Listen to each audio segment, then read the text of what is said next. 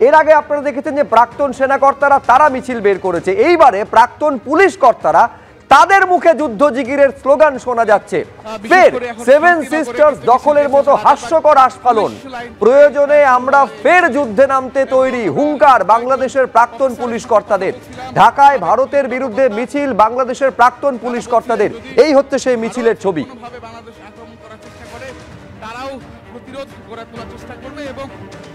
আমাদের দেশ আমাদের সার্বভৌম আমরা রক্ষা করে চলবো। আমরা সেভেন সিস্টার প্রয়োজনে তাদের যে সেভেন সিস্টার তারা ধ্বংস করে দেবো। আমরা দেশের জন্য জীবন দিব, প্রয়োজনে আবার আরেকটা যুদ্ধ করবো। আপনাদের সময় বাংলাদেশ ভারত সম্পর্ক কেমন ছিল? আপনাদের সময় ভারত বাংলাদেশ সম্পর্ক কেমন ছিল? ভারত আমাদের প্রতিবেশী বন্ধু, আমাদের প্রতিবেশী বন্ধু, কিন্তু তারা বন্ধু সুলভ আচরণ করছে না, তারা আমাদের সাথে বৈমাত্র সুলভ আচরণ করছে। ফের মৌলিক অধিকার লঙ্ঘন, বাংলাদেশের জেলেই বন্দী সন্ন্যাসী, পরপর আইনজীবীদের ওপরে হামলার ঘটনা ঘটছে, এমনকি আদালতেও রেহাই নেই। মৌলবাদীদের হুমকির মুখেও সন্ন্যাসীর হয়ে সওয়াল করেছেন আইনজীবী রবীন্দ্র ঘোষ, কিন্তু আদালতের মধ্যেই সন্ন্যাসীর আইনজীবীর ওপরে ফের হামলা হয়েছে বলে অভিযোগ। আইনজীবীর ওপরে হামলা হয়েছে শুধু নয়, বিচারককে পর্যন্ত হুমকি দেওয়া হয়েছে বলে অভিযোগ।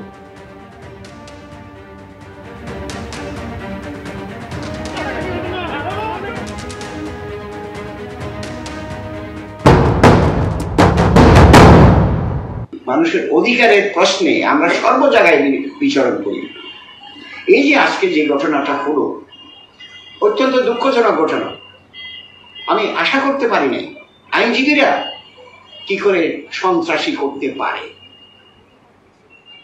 এবং তারা সন্ত্রাসী অবস্থা করে জজ সাহেবকে পর্যন্ত আজকে থ্রেট করছে, ওটা দেখেন, ওটা দেখেন, ওইটা নয়, এটা নয়, সেটা নয়, এই সমস্ত কথাবার্তা, যার ফলে জজ সাহেব চেয়ার থেকে উঠে চলে গেছে।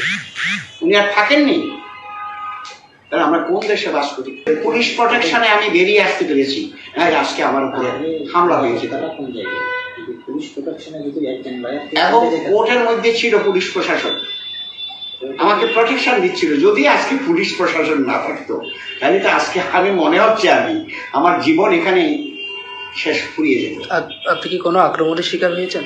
আমি আক্রমণের শিকার হয়েছি ভিতরে। যখন আমি ছিলেন আমাকে একটা ঘুষি মেরেছে, এটা তো আক্রমণ। আচ্ছা, শুধু শারীরিক ভাবে আক্রমণ নয়, শুধু আমাকে মৌখিক ভাবেও আক্রমণ করেছে, তাই না? আমাকে শারীরিক ভাবে শুধু আক্রমণ, মৌখিক ভাবে আক্রমণ করেছে। Is it due to religious faith? আমি বলবো এটা আমার ধর্মীয় কারণে এই হামলাটা হচ্ছে। That should be stop in our country. আমি মনে করি আমরা দেশটা স্বাধীন করেছিলাম একত্রে, মূল্যবোধটা রাখতে হবে। আমরা দেশের ক্ষতি হোক আমরা কোনো কালেই চাইব না।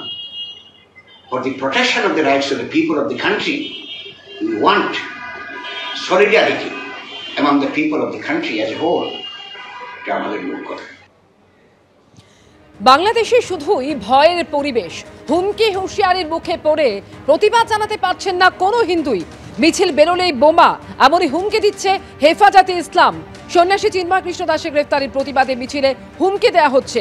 খুলনায় হিন্দুদের মিছিলে বিস্ফোরণের হুমকি কট্টরপন্থী সংগঠনের।